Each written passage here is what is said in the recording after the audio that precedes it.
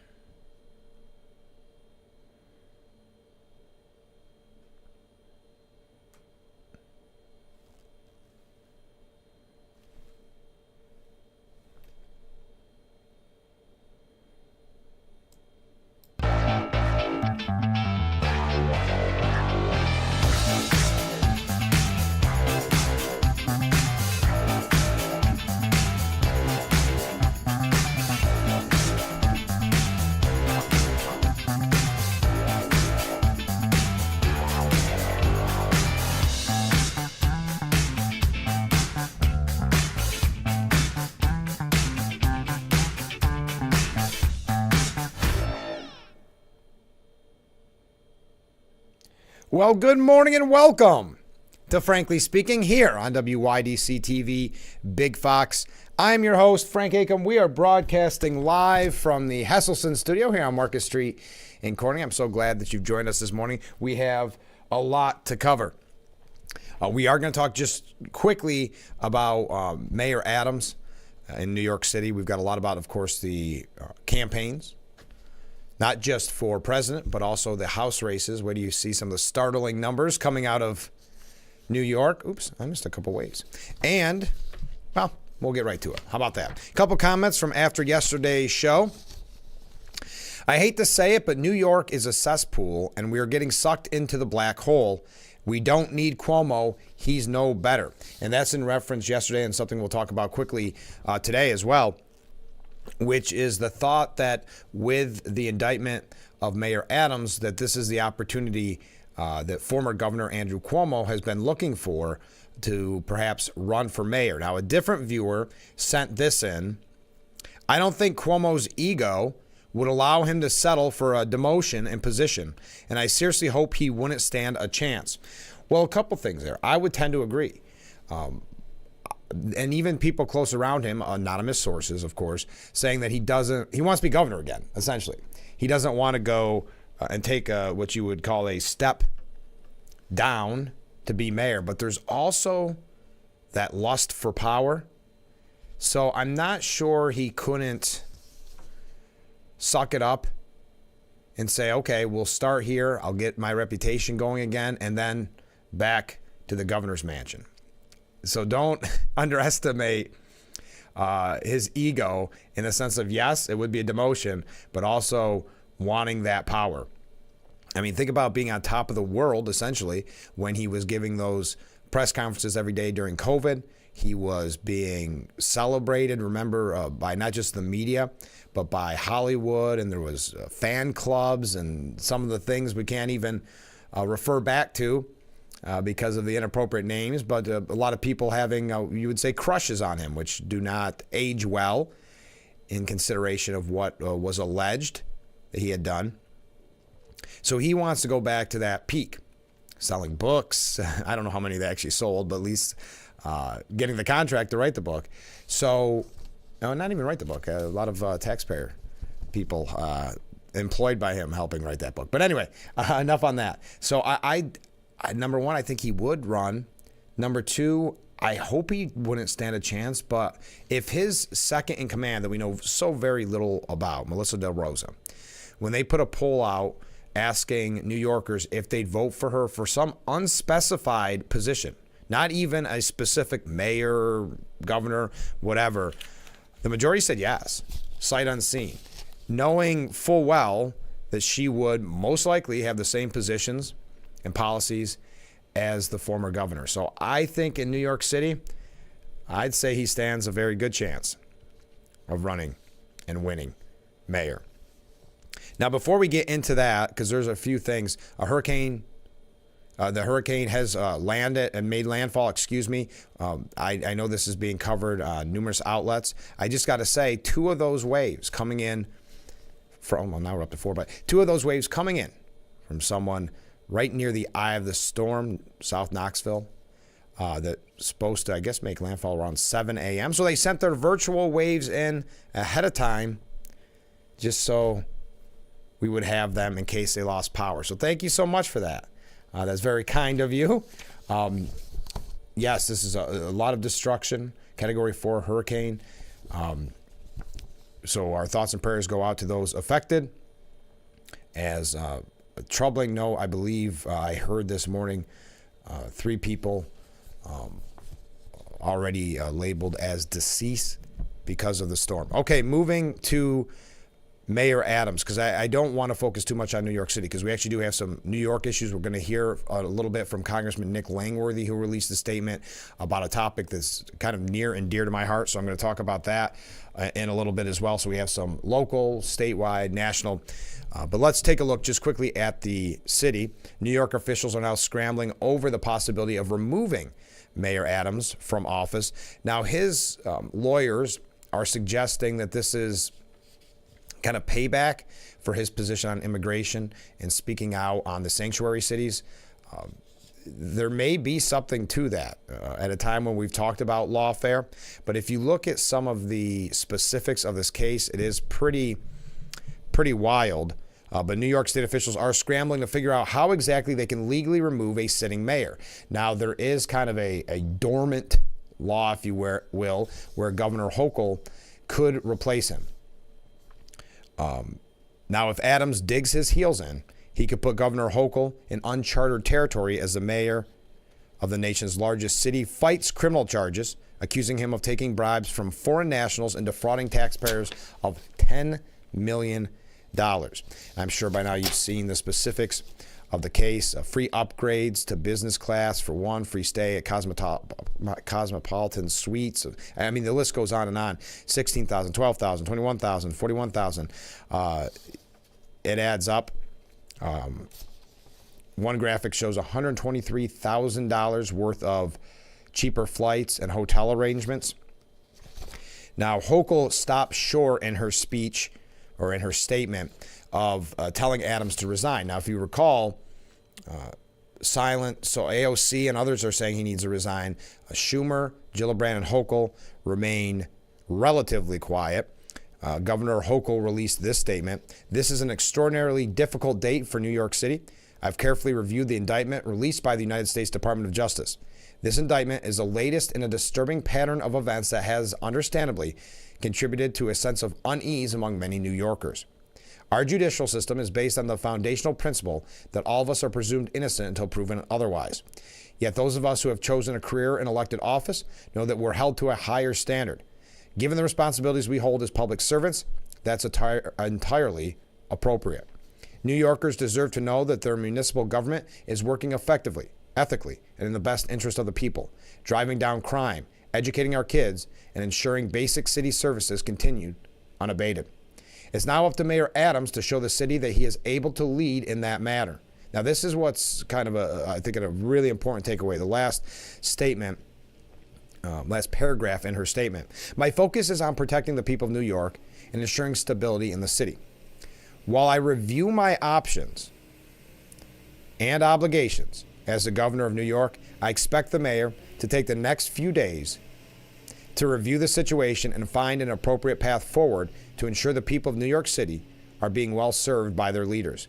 We must give New Yorkers confidence that there's steady, responsible leadership at every level of government. Well, do you feel that ever in New York? But that's a side note. That's a little opinion there.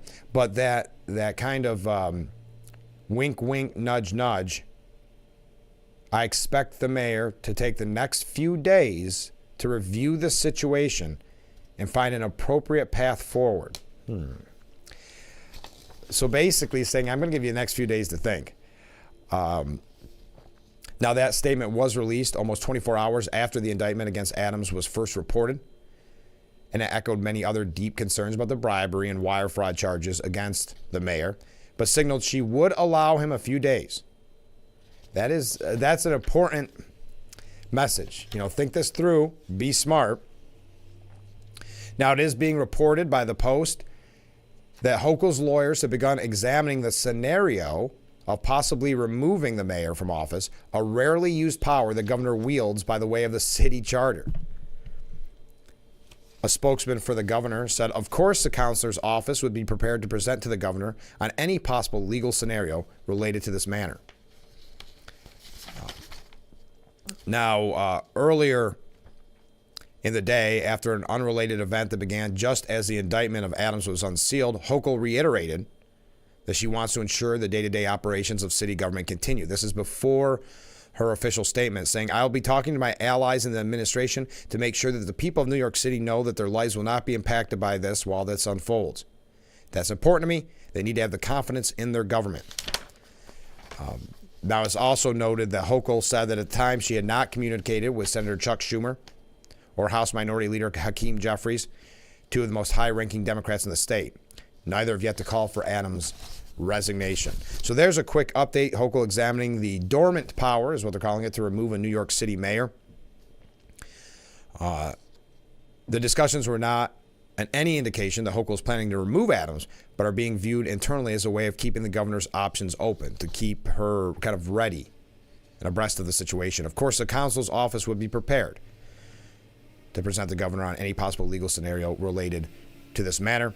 But as the governor has made clear, she was reviewing the details made public this morning, and it would be inappropriate to take any further comment at this time. Now, Eric Adams' lawyer is saying that it is political retaliation over Biden's border criticism. Reading between the tea leaves in this indictment, it doesn't look like they really started up their investigation until 2021-22, when they raided the house of Eric Adams' fundraiser. Now, what happened in 2021 and 2022? That's the time when Eric Adams criticized the Biden administration. So tying it into the idea of lawfare, we're going to talk a little bit more about that. I don't want to run too late. And I want to preface this by saying we're not going to focus too much more on Mayor Adams. We're just covering all the important news of the morning. We are going to get into the House races as well as Harris's campaign, Trump's campaign. We do have a few international stories as well. So stay with us. This is Frankly Speaking here on WYDC TV Big Fox. We're just getting started.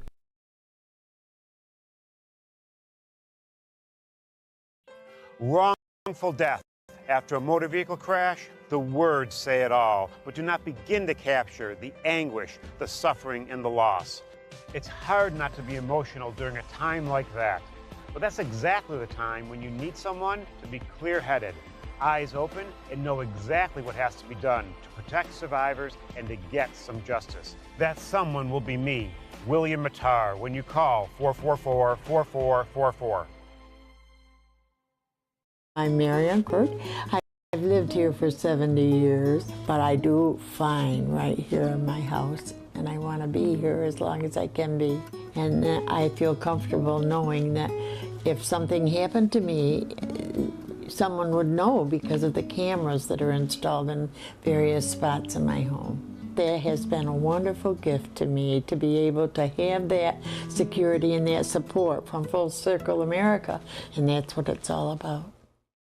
What do you do when your tire goes flat and there's no air anywhere? You reach for Bullseye Pro, the smarter, faster, hands-free way to fill it up with air. Bullseye Pro is equipped with a rechargeable lithium-ion power plant. So fast and so convenient. It's like the power of an air compressor in the palm of your hand. Look, you can inflate all 4 tires on a single charge. It has a built-in smart pressure digital sensor that gauges and automatically stops when the set tire pressure is reached. Easily inflate pool toys, exercise balls, and more. Call or go online now and get the complete Bullseye Pro inflation system for the factory direct price of just $79.99. Plus, we'll ship your entire order free, and we'll give you a 50% discount on a second one. Order now. To order, call 1-800-977-4997. That's 1-800-977-4997, or go to getbullseyepro.com. Now you leave home and leave the tanks behind with Inogen, the portable oxygen concentrator that moves with you. This little box changed my life. I can now do all those things that I want to do. You just press the button here, and there's my oxygen. Inogen portable oxygen systems are small and light and deliver up to 12 hours of medical-grade oxygen on a single charge. Now that I've got my Inogen, I've got my freedom back. I'm back to living again. Try an Inogen system free for 14 days. Call now. And we are back, broadcasting live from the Hesselson studio here on Marcus Street in Corning. Thank you so much for joining us on Friday morning. It's 6:14. So Mayor Adams' lawyer is suggesting that this indictment is political retaliation over his criticism of the Biden-Harris border crisis. Even saying, if you look at the time frame of when they started the investigation, 2021, 2022, they said that's the time when Eric Adams criticized the Biden administration. To kind of add to that claim from his lawyer, on yesterday's broadcast of Alex Wagner Tonight on MSNBC, Congressional Progressive Caucus Chair, Representative Jayapal, stated, quote, that it's just unfortunate that Mayor Adams said some of the same things as Trump about migrants and immigration. Trump's argument is, quote, a horrible one around migrants, around immigration, and that is not who New York is. New York is defined by the contributions of immigrants to the city of New York. This is the place, the Statue of Liberty. So that is kind of interesting, almost, I'm not going to say proving the point that his lawyer is making, but adding on to what is a serious red flag on the time frame. I think the challenge here is that the whole argument right now that Donald Trump is pushing is a horrible one around migrants, around immigration. And it's just unfortunate that Eric Adams said some of those same things. He said some of the same things. And I think New Yorkers didn't like it. Interesting. Is that kind of just reiterating the lawyer's point? Now, the New York Post editorial board takes kind of an interesting stance on this, saying that Mayor Adams should stay and offer his defense to New Yorkers. And at first glance, what the government of Turkey got as favors from Adams was small potatoes, cutting red tape to open the Turkish consulate on time, a position on the transition team. And what did Adams get in return? Campaign donations and first-class upgrades on Turkish Airlines. The latter is embarrassing, but may not be illegal. The straw donor scheme is more serious, but Adams denied he knew anything about it. And again, I don't want to go into all the specifics of this. You can obviously do the full research on this case because it is New York City, and we're not a New York City-centric show. But they said in the meantime, what they really want is someone to continue the fight, meaning New Yorkers, against crime, battle the tsunami of anti-Semitism in the city, deal with the migrant crisis, grapple with the soaring cost of living, tackle the housing crisis, and improve the atrocious education system for the students in that system. So Mayor Adams should stay on. What are your thoughts? Now, CNN, of course, had to twist this into almost an attack, if you will, on Trump. Listen to this. An analysis by Zachary Wolf from CNN, if you want to see how the media operates. Eric Adams is the latest high-profile Democrat facing federal charges. Now, I read that and I go, wow, finally someone's political party that's not a Republican is mentioned in the headline when things aren't going well. But then you see the comma. Further complicating Trump's bias claim. So what this is suggesting is, even the judge yesterday in the civil suit against Trump saying it was troubling the amount of money that they went after him with, demanding that he pay. Even though we've seen all these court cases, how they've had to manipulate the legal system really so that they could ultimately get that label of convicted felon on Trump, that even after all that, it's an example of what you see with your own eyes, never mind, believe them. So there is no bias there because Bob Goldbar Menendez was so blatant in his bribery that they had to charge him. And then they would say, well, what about Hunter Biden? Hunter Biden had the opportunity for the sweetest of sweetheart plea deals, and his lawyers got cocky. It's as simple as that. So you take that, and now Eric Adams, who was critical of the Biden administration for their handling of the immigration crisis, now because of those three cases, there is no bias against Trump. The legal system is working exactly the way it should be. There is no lawfare against the former president. A major platform in former President Trump's third run for the White House is that he has been unfairly targeted by the Department of Justice. Trump has promised to use the DOJ to go after his political rivals if he's able to win a second term in November. That Adams, a Democrat, has been charged by prosecutors in the Southern District of New York on corruption charges does not on its own disprove Trump's point. Neither does the recent conviction of Bob Menendez, the New Jersey Democrat, who was only found guilty after a second distinct corruption and bribery trial, the first on completely different charges, ending in a hung jury and a mistrial. One strong piece of evidence against Trump's witch hunt argument is that the same office that is prosecuting Adams and secured a conviction against Menendez ultimately decided in 2021, after Trump left office, not to pursue charges against him for violating campaign finance law with the hush money payments. It was Manhattan District Attorney Alvin Bragg, an elected official rather than an appointed prosecutor. So it's interesting how they can twist themselves up into a pretzel to make sure that now Eric Adams being indicted shows that there was never any bias against Trump. And you notice they're specifically talking about the DOJ, but if you notice in the headline, they're erasing every use of lawfare against the former president. But with all of this with Eric Adams, and this is a long way of getting back to the comments that viewers made about Cuomo. Cuomo, according to Politico, Cuomo emboldened. He's emboldened by this indictment of Mayor Adams. And it looks as if former Governor Cuomo might just jump in to the crowded race for New York City mayor. Now, here's the big upper hand that Cuomo has.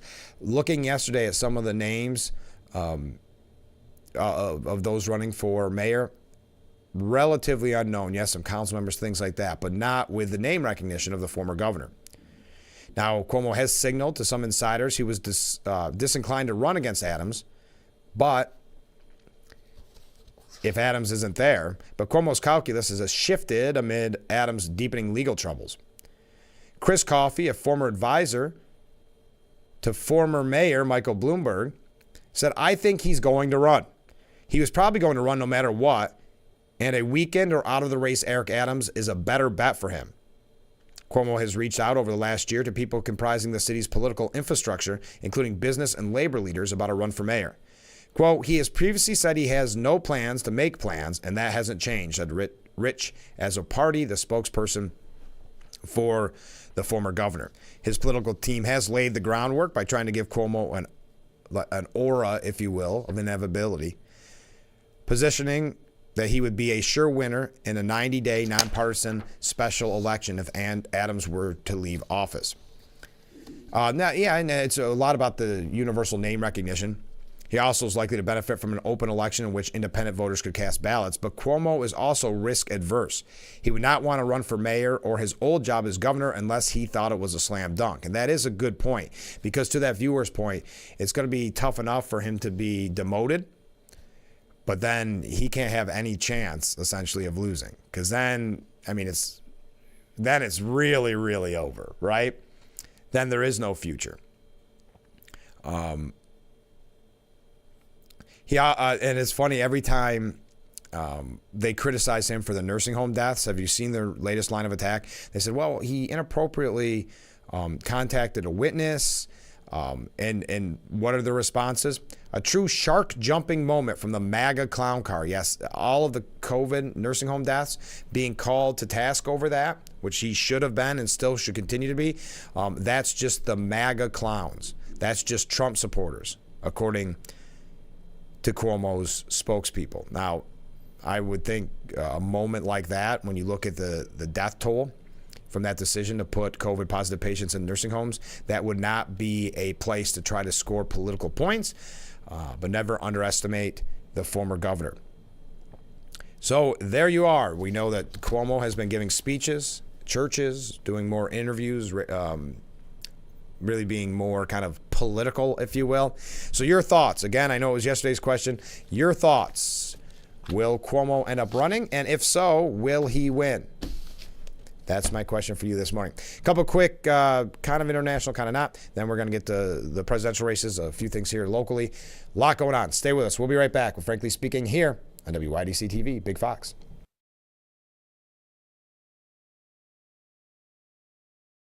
Attention, Elmeron may lead to vision loss. If you have suffered vision problems after taking Elmeron to treat bladder pain, call the Hearn Law Firm.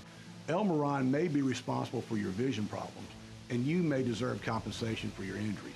If you took Elmeron and now have vision problems, call the Hearn Law Firm at 888-308-3866 right now. You could find out if you qualify in less than 2 minutes. Call 888-308-3866 for your free case review.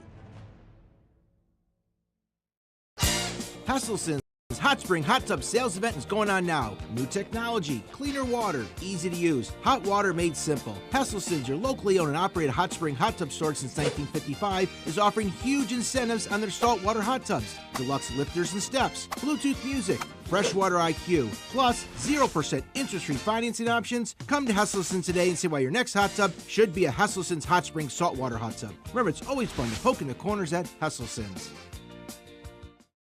There's a reality in healthcare today. People are facing rising costs. At Excellus Blue Cross Blue Shield, we're here to make sure no one faces them alone. We are advocates for our members and communities, ensuring access to high-quality care and working with doctors, hospitals, and pharmacies to make care as effective and efficient as possible. So every day, every member, everybody benefits.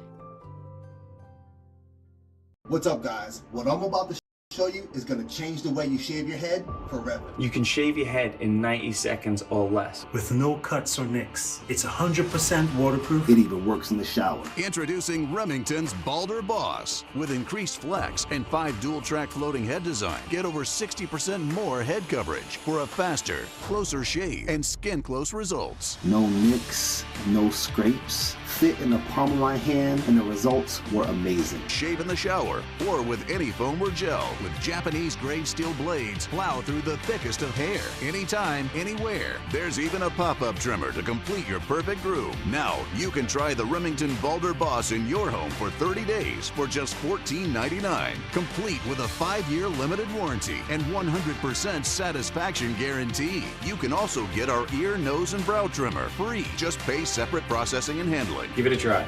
You won't be disappointed. Order your Balder. And we are back, broadcasting live from the Hesselson studio here on Market Street in Corning. Comment from a viewer today: Harris to the border. I have a plan now. Well, where have you been for 3.5 years, nearly 4 at this point? And her answer is, well, I was last always in Biden's office. And we paid you a salary? Thank you very much. Yes, Trump echoing that statement, saying you're going to the border now. You've had 4 years to fix this? We're going to get to that a little bit later on. Oh, wow, a lot of comments coming in. Did you see that Giuliani was disbarred in D.C.? I did see that this morning.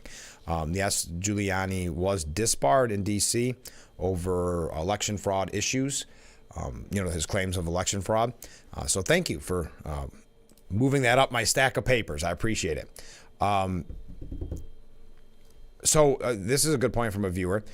This viewer's opinion is that I don't think Cuomo will hurt New York City. He may try to use it to redeem himself and wash the short-term memory of his party, of his Chappaquiddick. That's a good point. I mean, Chappaquiddick was quickly forgotten about, wasn't it? By people that wanted Ted Kennedy to run for president. I do think there's a very good point to be made there, that Cuomo uses mayor as a stepping stone for something else, a rerun for governor. Now, he's going to have trouble, especially with the allegations that were made against him. It would be very difficult for Cuomo to run against Governor Hochul.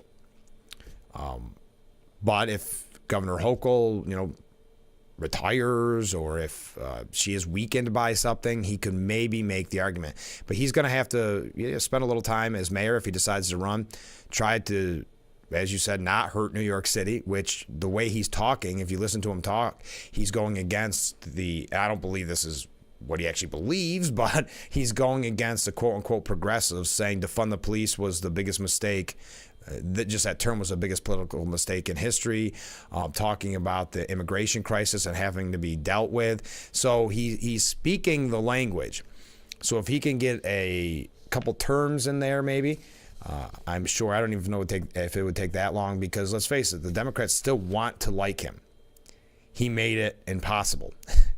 They want him to go back to the days of the COVID press conferences. So I think you have a very good point. Thank you for texting in.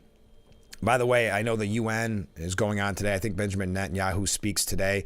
Did you see that there were anti-Israel, anti-Semitic protesters outside of the Prime Minister's hotel last night? The rowdy demonstrators swarmed the outside of the Lowe's Regency New York Hotel on Park Avenue, where they said Netanyahu was staying, according to images and social media videos, yelling, "Netanyahu, we're going to get you." Talk about menacing. We're going to get you. Now it'll be interesting. I look forward to hearing his speech today. More than 24 people were taken into custody during a protest against Netanyahu's visit to the city. The anti-Semitism on the protest signs in their chants. Netanyahu, we're going to get you. Speaking of that, on not a completely unrelated note, but not with this protest specifically, the House committee has found that Harvard went easy on students for anti-Semitic conduct. And unfortunately, I bring this up and tie these two together because we had said at the time when these protests began on college campuses and these encampments that it was only going to be the beginning, that this anti-Semitism was going to spread, and especially when there is no punishment. Like we see at Harvard, they failed to crack down hard enough on students for anti-Semitic conduct that violated the Ivy League school's own policies, according to the House Education and Workforce Committee. Harvard brought disciplinary cases against 68 students related to an April 24th to May 14th campus encampment, according to documents obtained by the committee. Of those 68, none are currently suspended, 52 remain in good standing, and 15 are not in good standing due to disciplinary probation, and one is on leave. Chair Virginia Fox said Harvard failed, end of story. These administrators failed their Jewish students and faculty. They failed to make it clear that anti-Semitism will not be tolerated. In this case, Harvard may have failed to fulfill its legal responsibilities to protect students from a hostile environment. The only thing administrators accomplished is appeasing radical students who have almost certainly returned to campus, emboldened and ready to repeat the spring semester's chaos. Harvard must change course immediately. Yes, these students are not being punished, so why would they not continue these encampments, the destruction of buildings? Really, the only people being punished are the university presidents who had the audacity to call in police to stop the chaos, to stop the destruction, to stop the intimidation of Jewish students. That's when the faculty and the supposed grown-ups in the room called for the presidents of various universities to resign because the police should have never been involved. We should have allowed this destruction. We should have allowed this anti-Semitism to continue. Never mind our Jewish students. We're not concerned about their safety, their well-being. We're only concerned about these protesters' safety and well-being. Speaking of anti-Semitic protests and what is happening in Israel, first of all, did you see, we're learning a little bit more about those pagers. Israel concealed the explosives inside the batteries of pagers. They're calling them nearly undetectable. I was trying to see the exact quote, and I had it here earlier, and I didn't mark it, which was not smart. Lebanese security officials watched a series of controlled explosions of some of the weaponized pagers as investigators into who manufactured the wireless communication devices and how they made their way to Hezbollah's pockets continued. The pagers used in the controlled explosions were switched off at the time of the attack on September 17th, which meant they did not receive the message that caused the compromised devices to detonate. So there's a few more out there where luckily someone didn't have theirs on. Not luckily, but I'm just saying for them, luckily, they didn't want to phone into work that day of being a part of a terrorist organization. The officials had a front row seat to see just how catastrophic the blast would have been to those carrying the devices and others around them. So not detectable that the explosive was inside the batteries of the pagers. Okay. U.S. Secretary of State Blinken essentially warned Israel, don't fight back. You're only making things harder for yourself. According to the Times of Israel, during his meeting with Strategic Affairs Minister Ron Dermer earlier today on the sidelines of the UN General Assembly, U.S. Secretary of State Antony Blinken reiterated the Biden administration's belief that an Israeli escalation against Hezbollah will only make it more difficult to accomplish the objectives of returning evacuated Israelis to their home. A diplomatic settlement will allow civilians on both sides of the border to return to their homes. Further escalation of the conflict will only make that objective more difficult, Blinken is reported having said. Now, the New York Post editorial board says the Hezbollah ceasefire plan proves that both Joe Biden and Kamala Harris are naive and, according to the New York Post, I would like your thoughts on this, heartless. Team Harris-Biden's approach to the Middle East isn't just naive, it's devoid of any sense of right and wrong. Just look at Wednesday's Fantasyland push from the White House, along with France, for a ceasefire between Hezbollah terrorists and Israel. Since the day after Hamas's October 7th terror attack, Hezbollah has launched more than 9,000 rocket missiles and drones into Israel, forcing the evacuation of 60,000 plus people from the north.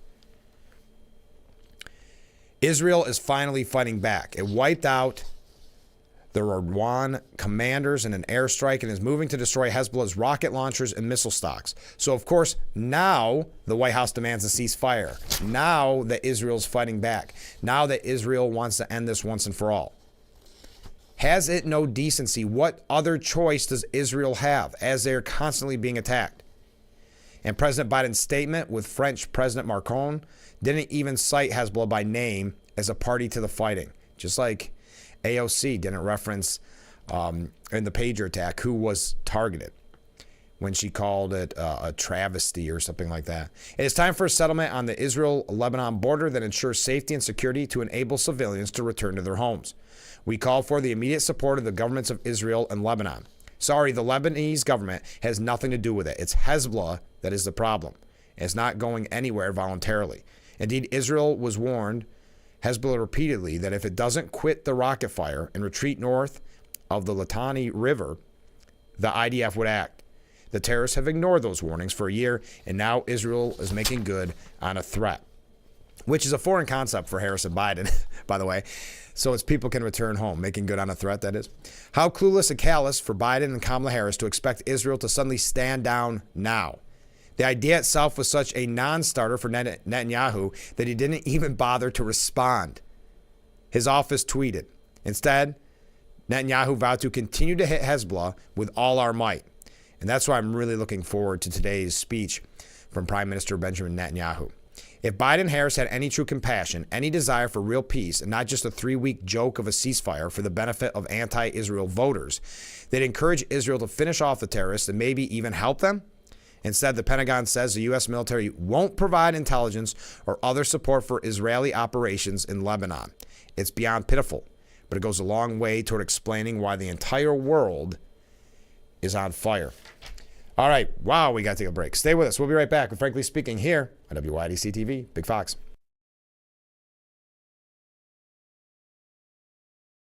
You just have to get in the seat of a John Deere 1 Series tractor. Not because of how easy it is to use, or because of our expert dealers. Not even because it has implements for every job. You just have to get in the seat, because breaking ground on your dream home feels pretty great.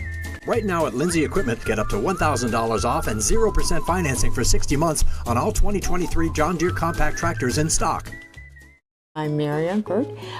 I've lived here for 70 years, but I do fine right here in my house, and I want to be here as long as I can be. And I feel comfortable knowing that if something happened to me, someone would know because of the cameras that are installed in various spots in my home. That has been a wonderful gift to me to be able to have that security and that support from Full Circle America, and that's what it's all about. Your is always is in danger. Criminals can hack your information without you even knowing. Introducing Slim Mint, an ultra-thin RFID blocking wallet that keeps your cards and cash protected. Slim Mint uses the latest RFID blocking technology to prevent thieves from stealing your info. It's ergonomically designed to optimize space and keep your belongings organized. With the auto-locking Slim Mint, your cards and money stay securely in place. It has a built-in cash clip and a flexible outer band to fit your additional cards and cash. Call or click now and get Slim Mint for just $29.99. Order in the next 5 minutes and you'll get an instant $10 discount, so it's only $19.99. But wait, due to rising costs, this may be your last chance to get Slim Mint at this low price. There's a strict limit of 3 Slim Mint wallets while supplies last. Don't wait, order now. Call 1-800-654-6604. Call or visit slimmintwallet.com. So call 1-800-654-6604. Order now.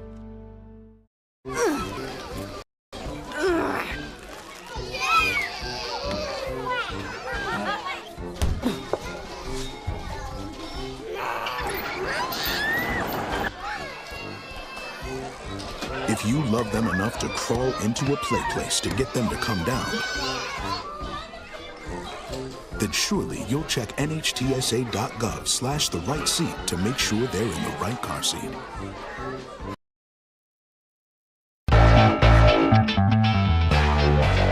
Welcome back to Frankly Speaking here on WYDC TV Big Fox. I'm your host, Frank Acom, and as always, we are broadcasting live and proudly from the Hesselson studio here on Market Street in Corning. A couple of comments from viewers. First of all, in reference to our story about Israel, wasn't Israel attacked first, and don't they have a right to retaliate? Yeah, if you're asking me, yes. Well, definitely was attacked first, because it's important to reiterate that there was a ceasefire on October 6th.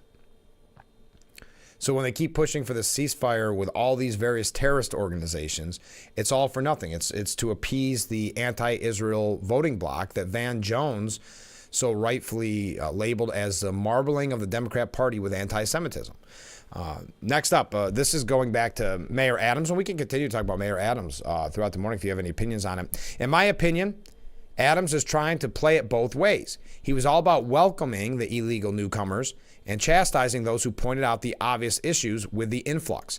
Obviously, you can't deviate from the marching orders in any way, so he's probably getting pushed back. Yeah, not sorry. But yeah, he's getting pushed back. Yeah, and this viewer saying not sorry for him, not feeling bad for him. Ken writes in, Frank, Cuomo started his political career as a reliable stay-in-line Democrat, but he got drunk with power, uncontrollable and threatening to the Democrats' hold on New York. So he was removed, but not found guilty of anything. If he sufficiently proves that he can get back in line, he could come back up through the ranks. Mayor of New York would be a good test bed. Depending on how hard Adams fights back, will set the stage for his future with the Democrats. Fight hard and he will be punished as hard as possible. Fight a little and behind the scenes ensure that Democrats that he will get back in line and he will be allowed to stay for the rest of his term. Thank you, Ken. Yes, another thing about Cuomo is, and we talked about this at the time, if you recall with Cuomo, there's some politicians that have maybe, for lack of a better word, have a scandal or something, but the party rallies around them. This happens very often with Democrats. In Cuomo's position, what happened was he had made a lot of enemies. He had burned a lot of bridges. He was known to be a micromanager, drunk on power. And so the political capital wasn't there. The goodwill capital wasn't there. So that's why you had Senator Kim, or Assemblyman Kim, Senator Kim, I think, Democrat, go after him about the nursing homes, because there was some that had no love lost for him and said, well, if he's going to go after, because remember, that was a very common thing, that he would go after you if you challenged him in any way. Well, that works for a while, but when you have one scandal and then two scandals, it was very easy for those people that had been threatened by him to turn on him. But I think you're right, he did get drunk with power. I think the prime example is writing that book in the middle of COVID about how basically he got us all through, and we learned that he didn't even write the whole book. You saw the nursing home denials, which he's still doing, and that's a part of his ego and this idea of drunk on power, that he should never be challenged. He should never be pushed back on. If he says that it wasn't his fault, it wasn't his fault, no matter what the emails are saying, no matter the fact that he was trying to inappropriately contact witnesses. Never mind any of that. Okay. One other thing. Douglas Murray says the United Nations is pointless, toothless, and morally corrupt. It's the most wonderful time of the year in New York. I mean, of course, the time when the United Nations General Assembly is in session. There really is nothing like it. If you can't get down a couple of blocks on foot, you can at least console yourself that some despot is holed up in his 5-star hotel. And if you can't cross town in a car, then you can be safe in the knowledge that some dictator is raiding the minibar in a hotel of their choice. Anyway, I don't want to go through all this, but the world is full of bad people, and guess what? New York is chock full of them this week. But the world's democracies need leaders with the strength to stand up to them and not just tell them where to go, but what we might do about it. All right, we got to take a break. Oh, look at all these great comments. Happy Friday to you, too. Thank you very much. I like the new trend that some are doing, different kinds of ways with emojis and the like. Or not emojis, I mean GIFs, I think they're called, GIFs. Thank you for that. When we come back, I've got a story from, a statement, from Congressman Nick Langworthy, who was on the program 2 weeks ago. It was great catching up with the congressman. I also want to mention next Thursday. I know this is a fan favorite, so I bring it up now so you can mark your calendar. Fan favorite, former congressman, current candidate for assemblyman, and the current Steuben County Republican chairman, Joe Sempolinski, will be joining us on Thursday of next week. We look forward to catching up on local races, how his race is going. So get your questions in ahead of time if you have any, and you can contact him live. You know he's easy going like that. But he's got, if Cuomo runs for mayor of New York City, he's kind of doing the same trajectory of Joe. Joe going from Congress to New York State Assembly, if he is successful in November. All right, let's take that break. We'll be right back with Frankly Speaking here on WYDC TV. Big Fox will be right back.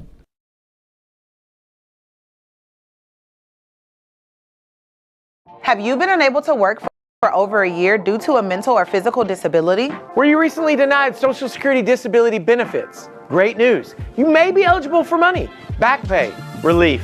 If you've been pre-qualified and diagnosed with a recognized condition that prohibits you from working, our lawyers can file a claim to get your disability benefit. Call us today and find out more.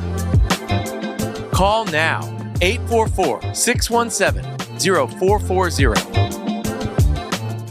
Enjoy Finger Lakes at Hector Hideaway. With a lunch and dinner menu, we serve a variety of delicious dishes made with locally sourced ingredients. Dine inside or out on the deck for gorgeous lake views and pair your meal with a local wine, beer, or beverage. We're open until 9 p.m. Thursday through Monday, but the bar is open until midnight Fridays and Saturdays. Stay tuned for live music.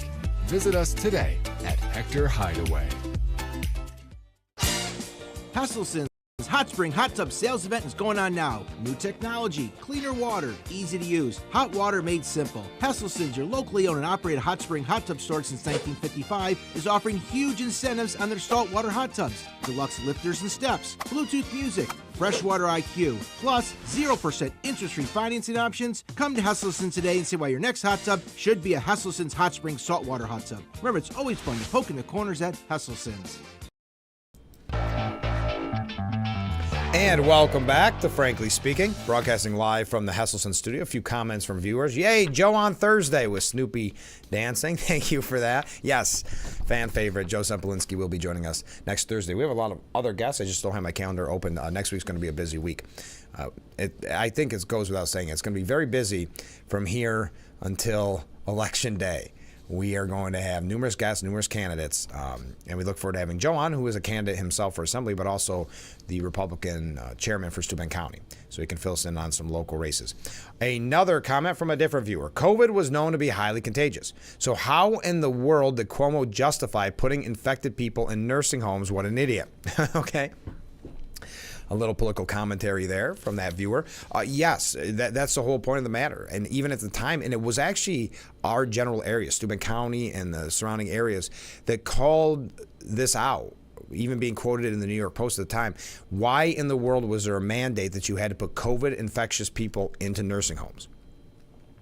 Especially when there's the Javits Center and all these places that were not being fully utilized. And you can watch the whole hearing with Cuomo But what we know is that he still has any lack of empathy, any lack of responsibility still to this day, even though the more that we found out through the years, the more he had a hand, obviously, in that decision. But he has tried to blame everyone. At one point, even blaming Trump, suggesting it was a Trump order, which, of course, it was not. Cuomo was throwing anything at the wall to see what would stick. But he was at that time the peak of his popularity, giving those press conferences daily, celebrities fawning over him. It was his dream come true. Talks of Biden stepping aside and allowing him to run for president. That was actually a story at the time, if you recall. So for Cuomo to have something that even it looks as if in some internal conversations knew that this was a disaster waiting to happen. If this got out, that they had made this decision, which they did, to put COVID infectious patients back into nursing homes. And it led to the deaths of thousands. Janice Dean from Fox, who lost her in-laws to that. And then remember, at that time, you couldn't visit the people in the nursing homes. You couldn't see your loved ones. And COVID was so contagious and so deadly for the elderly at that time that it was heartbreaking. It was tragic. And to just show his complete lack of empathy, I think it disqualifies him from mayor. If I could just make that point. I know many people are saying, look at these waves coming. I know that people are saying, well, he's probably going to win. I think he probably would win. I'm not saying he should. I'm not saying he's qualified at this point, because anyone that makes a decision that will go down in history as one of the worst decisions made during all of the COVID crisis, if not the worst, and I would argue the worst, that he's not qualified to run for mayor. Just because you were governor doesn't mean, and you failed in that decision miserably and tragically. No, I don't think that necessarily means just because you have the name recognition and the one-time title of governor that should make you a shoo-in. But it is New York City, so I do believe that does make him a shoo-in. Okay, this is one that's near and dear to my heart. As someone that worked in radio for, 20 plus years, but with a talk show for 14 years. If you watch what's going on in the especially AM and talk radio world, which talk is on FM a lot as well, there is a kind of a censoring of conservative voices. Now you're saying, how could that even be possible in talk radio? That's what talk radio is. Well, there's the silencing of talk radio in general and just putting music or whatever the case may be. There's companies, organizations, groups that buy radio stations to shut off the big name talk shows. My talk show had gone away because of that exact reason, that no longer wanted a political talk, and specifically conservative-leaning political talk at a time when we were, if I may say so, at the peak, doing our best.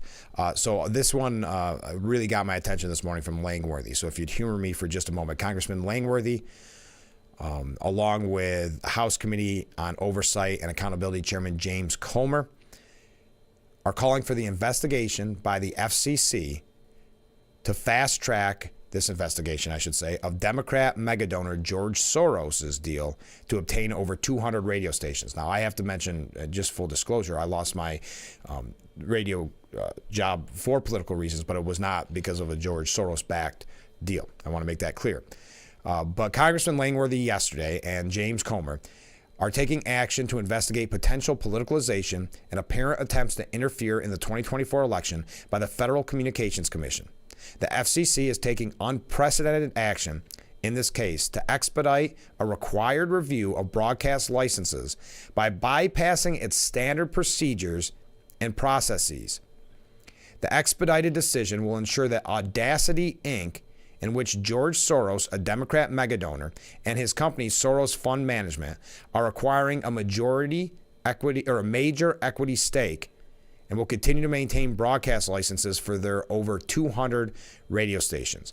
In a letter to FCC Chairperson Jessica Rosenworcel, the committee is requesting documents and communications to understand the FCC's action and the impact of its decision related to radio station licenses associated with the decision.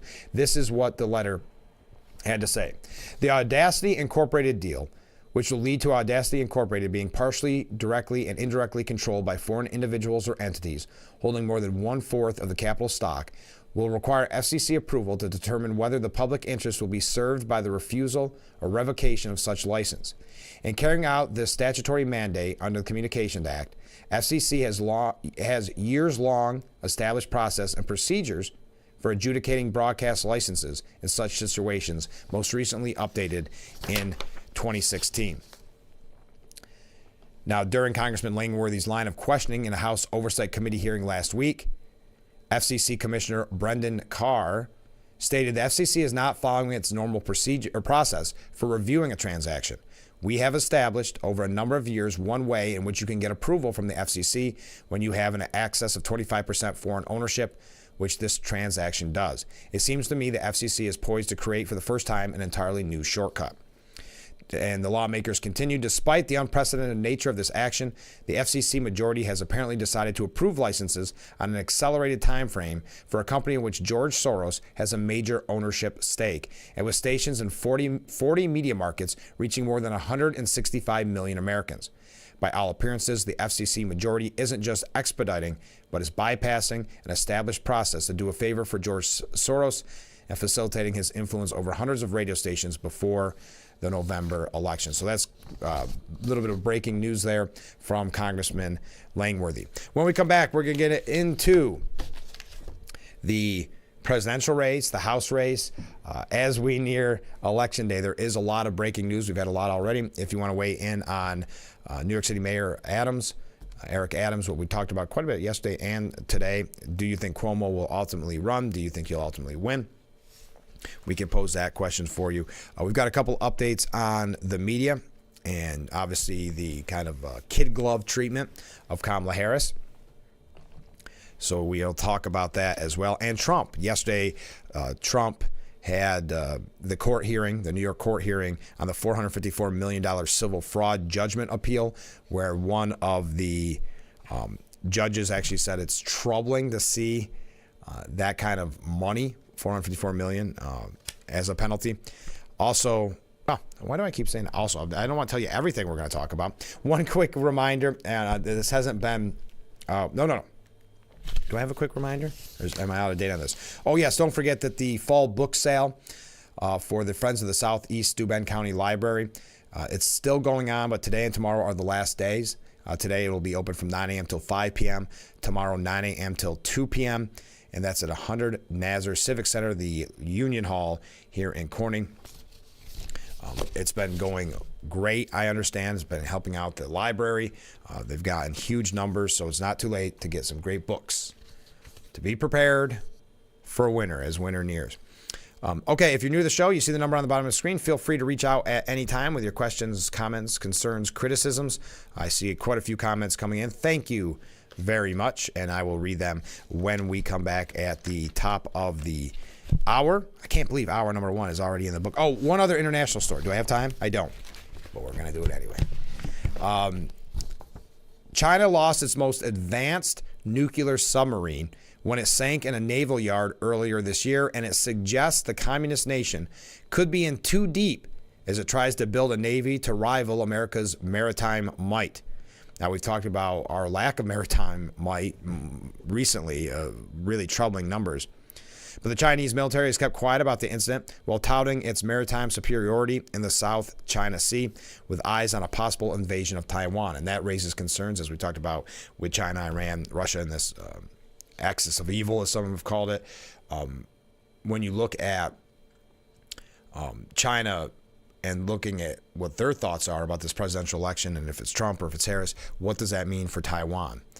Threatening Taiwan. But what we learned is their new nuclear sub did sink at that shipyard, suggesting they may be in over their head. I wanted to mention that earlier because we talk so often about the threat of China, the real serious threat of China, that for whatever reason, many in Washington want to bury their heads in the sand. The same really goes with Russia, China, and Iran and that alliance. Okay, now let's take that break. Well, we got a lot to talk about. I know you're going to enjoy it.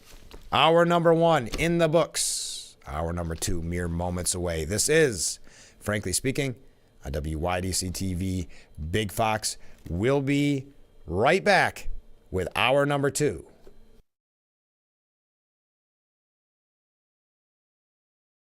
If you or a loved one regularly used hair relaxers or straighteners and were diagnosed with uterine, ovarian, or endometrial cancer, you may be entitled to significant financial compensation. I've used hair relaxers for years. I had no idea they could cause cancer. Chemical hair relaxers and straighteners have been linked to serious conditions, including several types of cancer. If you used hair relaxers and have been diagnosed with uterine, ovarian, or endometrial cancer, call us now. There's no fee unless we win your case. Call today. What do you do when your tire goes flat and there's no air anywhere? You reach for Bullseye Pro, the smarter, faster, hands-free way to fill it up with air. Bullseye Pro is equipped with a rechargeable lithium-ion power plant. So fast and so convenient. It's like the power of an air compressor in the palm of your hand. Look, you can inflate all 4 tires on a single charge. It has a built-in smart pressure digital sensor that gauges and automatically stops when the set tire pressure is reached. Easily inflate pool toys, exercise balls, and more. Call or go online now and get the complete Bullseye Pro inflation system for the factory direct price of just $79.99. Plus, we'll ship your entire order free, and we'll give you a 50% discount on a second one. Order now. Order call 1-800-970-9843. That's 1-800-970-9843, or go to getbullseyepro.com.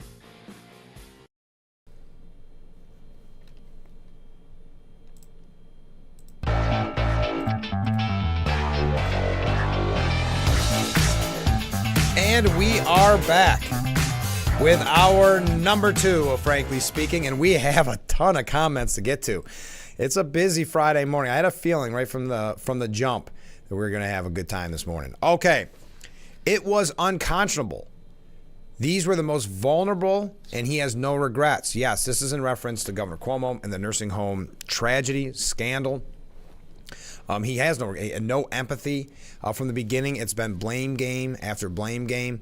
And if you saw the smug attitude at the congressional hearing, it just goes to prove that not only did he not learn a lesson, that it's beneath him to have to answer questions in regards to anything that could challenge his decision making. Next up, in reference to Congressman Langworthy's piece, going at questioning the FCC and their fast tracking of George Soros being a part of the buying of Audacity and all those radio stations. You're at your best now, Frank. Well, hey, thanks. Isn't that nice? I had mentioned when the radio show went away, I was at the best in radio. I'll put it that way. Now TV, yeah, we're cooking. The Soros boys buying radio stations seems like they're buying 8-track players in these days of podcasts, although it is disturbing. Oh, it's very disturbing. A lot of people, of course, AM and now FM, the talk radio, known to be a bastion, specifically at one time, for conservative talk when there was no conservative talk. There was no conservatives on the news, etc. There was no Fox News, and you know the history of Rush Limbaugh and all that, and saving the AM dial. So there are still a lot of people. You think of truckers and people like that. Yes, of course, going to podcasts and other media forums as well. I get that. But there's still something about, for many people, tuning into the radio and listening to a conservative talk show. Okay. Thank God, this is from a different viewer. Thank God they're finally investigating George Soros. That should be verboten. His takeover of radio by George Soros and China's buying up our land should both be forbidden. Thank you very much. This one I got to edit a little bit, and I think the viewer will understand. People forget that before Cuomo made his tyrannical decision, he moved his mother out of the nursing home. What I also add, and I'm going to continue with what you have to say, what I also add, something I think people forget, when testing was very rare. When testing, if you even could get tested, there were lines around the street. Even in small towns, it was nearly impossible. Do you remember he let his family members skip to the front of the line? Remember that? The way of his handling, I know they tried to say at the time he's doing great, he's a hero, celebrities and media were fawning over him, but he was letting his family get COVID tests that we couldn't get. Remember the threats of taking away ventilators from upstate? Yes, and the nursing home decision, the worst decision, I believe, in all of COVID. But continuing with what this viewer had to say, talk about premeditated, meaning taking his mother out of a nursing home while putting COVID-positive patients in nursing homes. And the low-life voters will formally, they'll elect him. I'm sorry, I think I didn't read through all the spell check things. But yes, they probably in New York City will vote for him as mayor. God help us, says this viewer. And another viewer, foreign influence should be banned, as well as donations from foreign countries and foreign industries. It's akin to an invasion. Biden is in collusion with Soros, so is Walls. Well, yes, if you look, Walls met with, is it Alex Soros, George Soros' son? Who was it that said, Elon Musk saying something, and I'm paraphrasing, well, it's good to know that we have another puppet going in for the Soros administration, or for Soros. So I thought that was an interesting point. All right, you want to hear something crazy. We know that New York plays a very important role in the majority in the House. We talked about it in the past. Hochul has a lot of pressure on her to really be the quote-unquote Democratic leader that gets Democrats elected to be help with the majority. She did a horrible job last time, but really Lee Zeldin did such an amazing job campaigning for governor, but also ultimately because of that campaigning, flipping seats that ended up, because of New York, giving Republicans the majority in the House. So a lot of eyes are on New York, and there's been some redistricting, as you know. Listen to this, $35 million and counting. New York House racing, the House race tops the nation in spending. This coming from Politico. The hotly contested political battle between Mark Molinaro, a former gubernatorial candidate, Mark Molinaro, and Democrat Josh Riley is the most expensive House race in the country, a contest that has taken a competitive turn since Vice President Kamala Harris moved to the top of the ticket. The campaign has so far cost the candidates, House campaign arms, and super PACs more than $35.5 million combined for TV and digital ads, and has become a national proxy battle over abortion and the border. Molinaro's seat is among 5 districts New York Democrats want to flip this year in a bid to take power in the House. And Republicans believe that Riley, who lost to Molinaro 2 years ago by less than 2 points, will benefit from Harris subbing in for Biden this summer, turning the campaign into a far more heated one. Now, correct me if I'm wrong. I think Molinaro has a very tough district, one that was redistricted, so that it would be even more difficult on him. I mean, I know he has Ithaca, if I'm not mistaken. GOP consultant Vince Castle, who is operating a super PAC in the district, predicted that while Harris might not fare well as Biden did 4 years ago, she will help boost turnout for Riley. She's not going to perform in this district as well as Biden did 4 years ago. She brings the base back home for them. Spending in the race has meant local television in the regions that compose the district has been saturated with campaign ads in a state that is otherwise not in play for the presidential election. Ooh, there you go. Political says we're not in play. Okay. Despite millions of dollars being spent, public polling in the district has been scant. Wow. Molinaro's campaign released an internal survey to Politico that showed the Republican incumbent leading by 9 points. A poll conducted for the group U.S. Term Limits in early September found Riley leading Molinaro by 3 points, a virtual tie given the poll's 4.6% margin of error. I don't want to go through all this, the specifics of that race. That's a little bit out of our viewing range. But that is going to be very interesting to watch. $35.5 million. All right, let's get to the presidential race, shall we? If you joined us, I think it was earlier this week or late last week. I think it was earlier this week. There was in Ohio a bakery, and they had a few different locations. They were making one cookie of Trump, one cookie of Harris, and one smiley face, which is kind of, I'm not voting for either of them. And it's just a fun poll they do. And as a throwaway, and I put the pictures up on the screen, as a throwaway, I kind of mentioned that they had received some pushback. Some people were angry about it because, they don't like Trump or whatever the case may be. But it was kind of fun, heartwarming story, and we talked about it on the program because there's so many forecasters. And some guy will come out of the woodwork that had almost everyone predicted right since 1984 except for these 3 and this one, and you're going, wow, how is this guy some seer, some wizard? I never quite understand it. So we had a little fun with it on this program, talking about this cookie poll, because I one time read where a really important poll that you never even realized was back in the day when Johnny Carson would poll his audience on a topic. And they said that it was all done in humor in most cases, but there was really something to it, that you could kind of see which way the wind was blowing in a political issue with what the audience was doing. So this is an example of, hey, people are going in and putting their money where their mouth is and saying, hey, I like Harris or I like Trump, and buying a cookie. It's simple as that. But I bring it up because it's hit New York, and they weren't the only ones that ever did this, keep in mind. But now there's one in New York, Peekskill. It's a Peekskill bakery. And they've had this long-standing, playful political tradition. I think they said it started back during the Clinton administration. They said what went from just kind of a fun political tradition has turned into a nightmare. For years, Homestyle Desserts and Peekskill has screen printed the faces of the two presidential candidates on cookies to sell. So it's an actual picture. It's not like the other ones that were cartoonish. Beyond politics, the bakery has made cookies for Super Bowl teams and celebrities. Well, the business said it never faced any backlash until now, a sign of the times. Since unveiling the cookies last week, bakery co-owner Laura Timmons said the business received threats both online and over the phone. She said that while their families, employees, and friends all hold different beliefs, they will not allow people to spread hate. This is America, she said.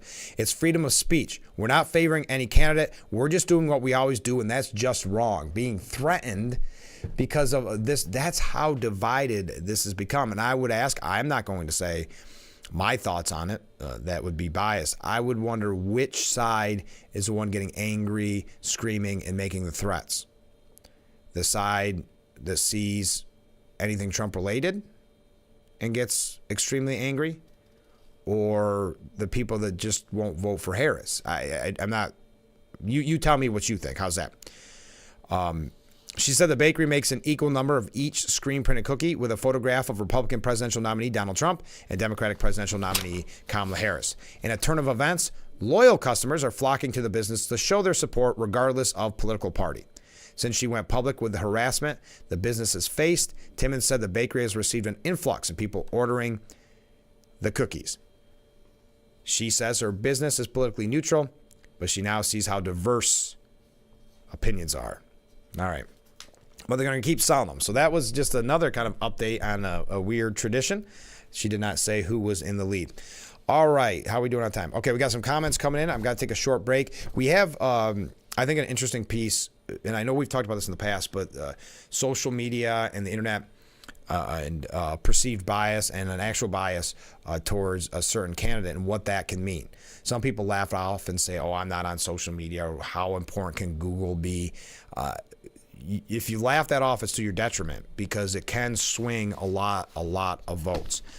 Now, there is a new study out that shows that Google search favors Kamala Harris over Trump and puts articles with a left bias atop the GOP nominee's site, meaning that article from a liberal outlet will appear before Trump's actual website. We're going to talk about it when we come back. Not too much in depth, but I think it's worth noting as we near Election Day. Stay with us. This is Frankly Speaking here on WYDC TV, Big Fox.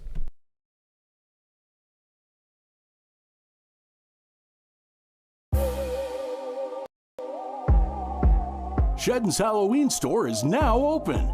Costumes, masks, makeup, wigs, and more. We have indoor and outdoor decorations that are spooktacular. Trick-or-treat candy and Halloween party supplies. We have it all. Make sure to check out our pumpkins, gourds, and beautiful mums. And don't miss our fall and Thanksgiving items, including briarwood doormats and flags. Open every day. Shedden's Halloween store. Y'all got a lot of stuff here in your water. You're never gonna believe it, but this can filter up to 60 different contaminants from your water. It's all about cleaner drinking water. Dude, that's good water. And that's good water. Now that's good water. That's good water, eh? No matter where you live, there's a Culligan water expert nearby. At Culligan, we think about your water, so you don't have to. Call today to schedule your free water test.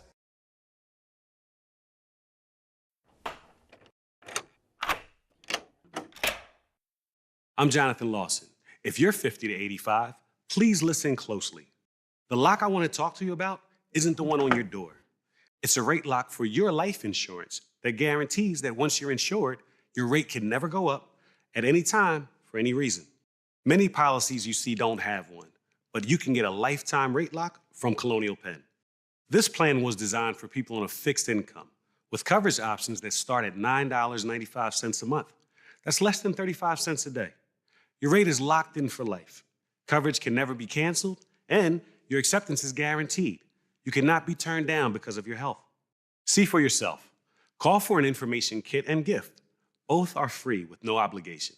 Call 1-800-781-9990 for your free information and your free gift. That's 1-800-781-9990. 1-800-781-9990. Call now. Whether because of discomfort, lack of mobility, your lifestyle, or occupation, you sit inactively way too many hours a day. Introducing Ellipse, the premium quality automatic seated exerciser that strengthens legs, increases mobility, and boosts circulation without physical strain or impact. It is so quiet that none of my coworkers even know I'm using it. Strengthen and tone your legs, increase your mobility, flexibility, and balance. Plus, stimulate healthy circulation.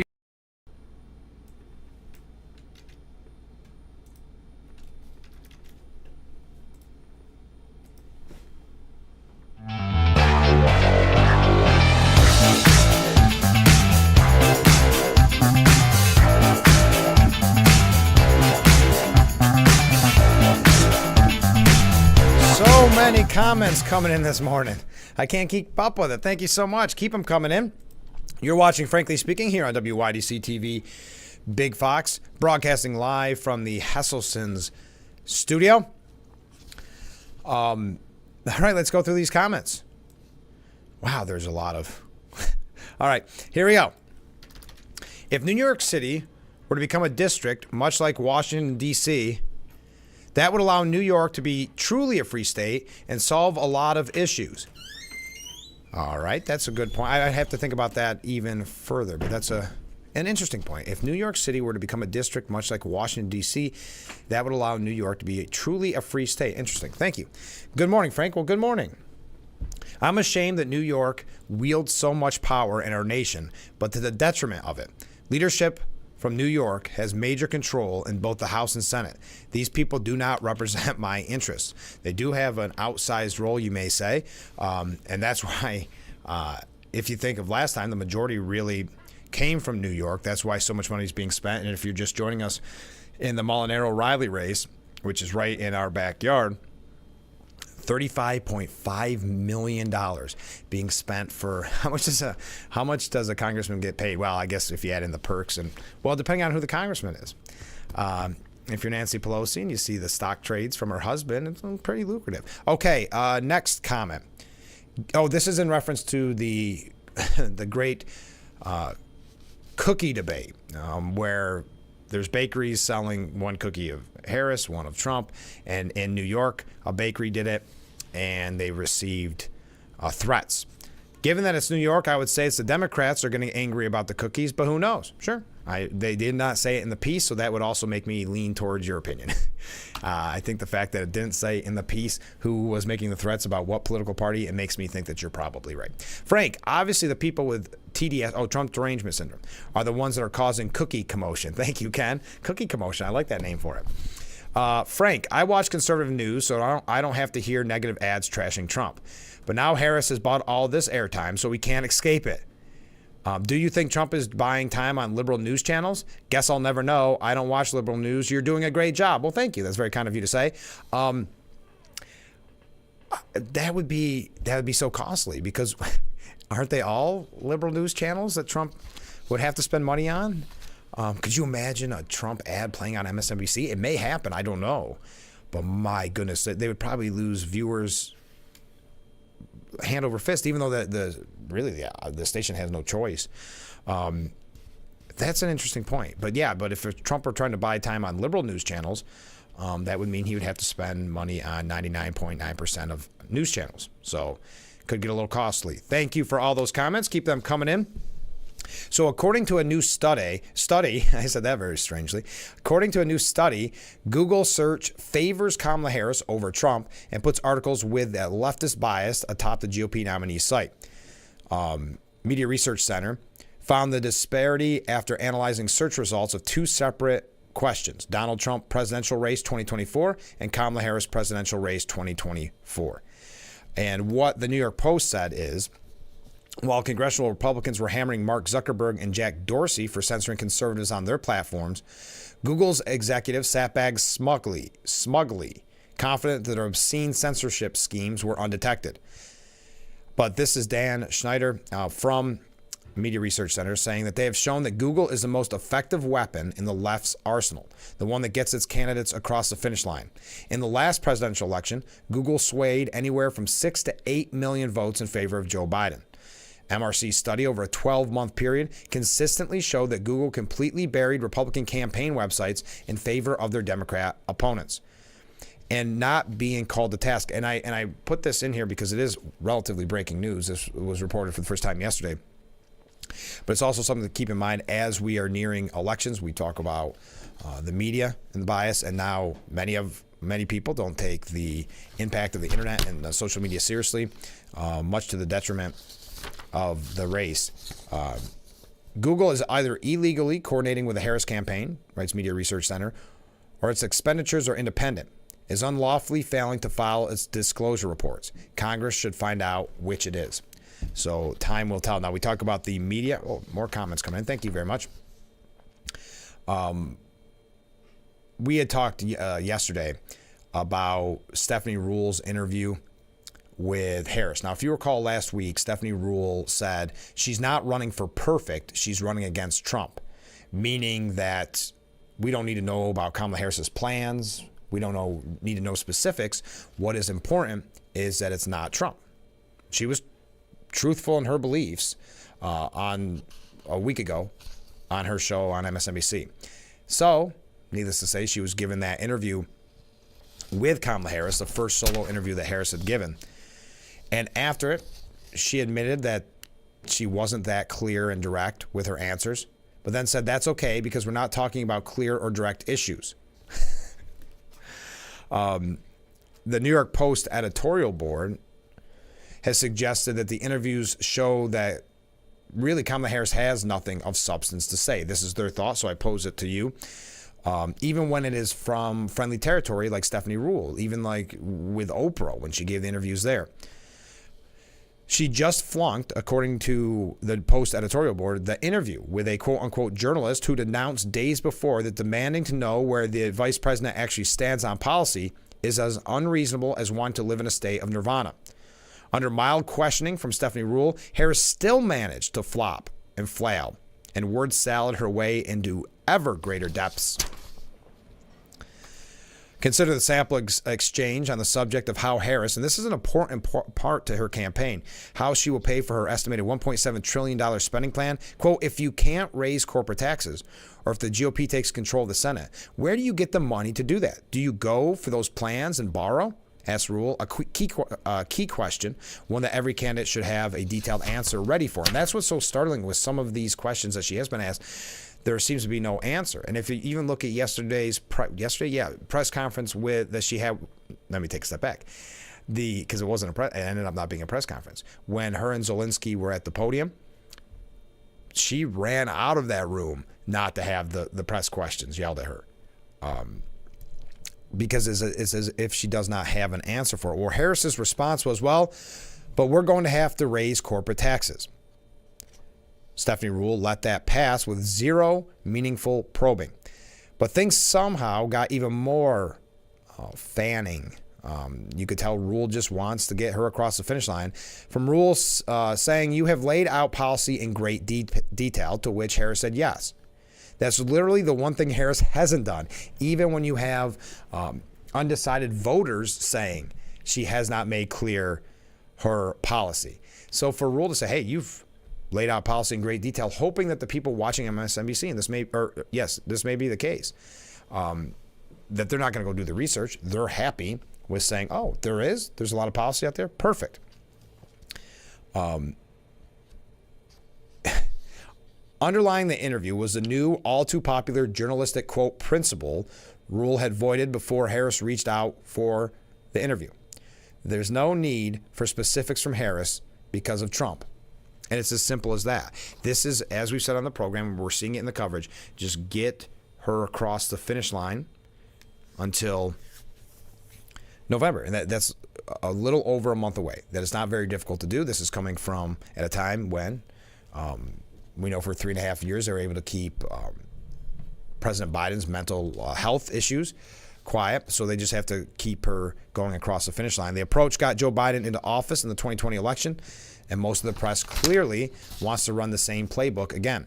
This time for a candidate who is either totally out of touch with on actual policy or who knows what she really believes would turn off voters so much that she doesn't want to answer. I think it's more that. I think it's more she doesn't want to be called to task specifically on things she said back in 2016 or 2019. I think there's quite a bit there. Either way, the public is deprived of crucial information in a crucial election. Yes, because again, and we talked about in the past with Harris not having that primary, not having the whole primary process, there are a lot of questions. And just because you said you've done a U-turn or your campaign has said you've done a U-turn, is that actually the case? What is the Harris policy going to be when she's in the White House? The fact that very few people who swear they live and die to inform America are behind this is a pathetic joke. Yeah, it's amazing when you talk about, like ABC, for instance, when they said that they practiced ahead of time to fact check Trump, the moderators, that is, during the debate. Not Harris, to fact check Trump. So you have the constant, and you've seen it if you've seen J.D. Vance on the Sunday shows or Tom Cotton on the Sunday shows, the constant interruption. It makes it a very awkward interview to even listen to, just from the kind of the appeal of hearing an interview. That constant cutting in and fact checking, and then you have something like the complete opposite when you see Stephanie Ruhle interviewing Kamala Harris saying, well, you've laid out specific policies, haven't you? Yes, was her answer. There could not be more of a contrast between the two. Well, and let's face it, Trump, when he goes, or J.D. Vance or Tom Cotton, when they go, it is always going to be hostile territory, where Harris has thus far only been in friendly territory with CNN and now MSNBC.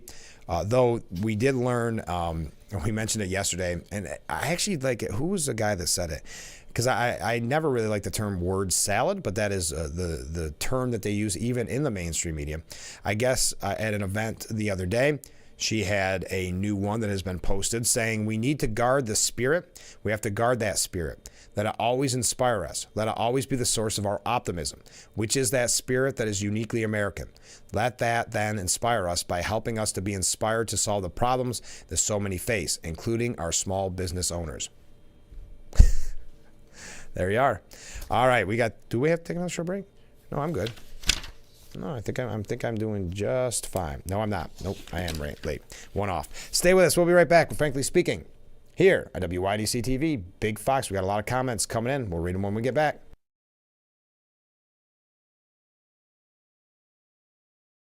When I was in law school, my father had to stop working when he developed early Alzheimer's. Social Security disability benefits saved my parents financially. I'm Peter Gorton of Lockman & Gorton. Now I'm a lawyer who helps people when they need Social Security disability.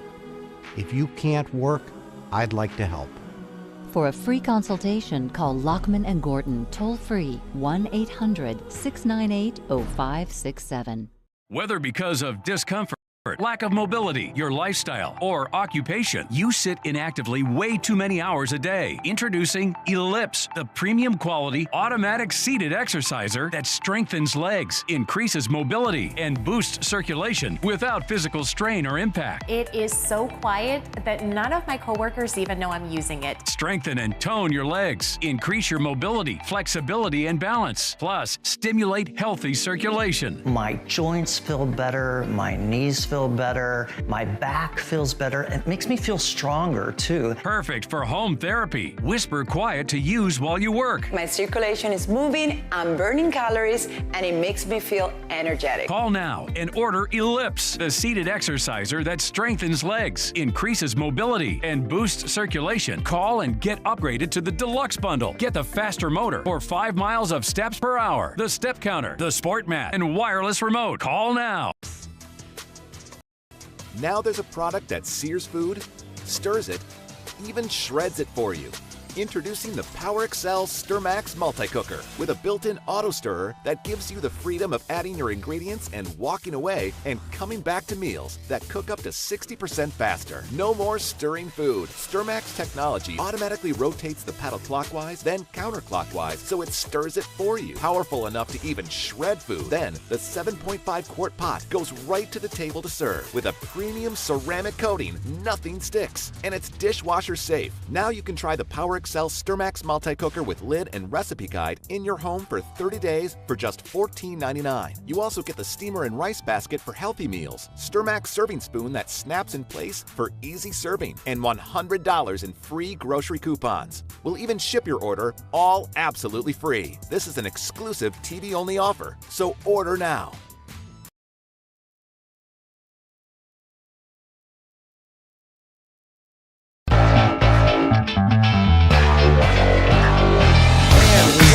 Broadcasting live from the Association Studio here on this comments coming in. Something very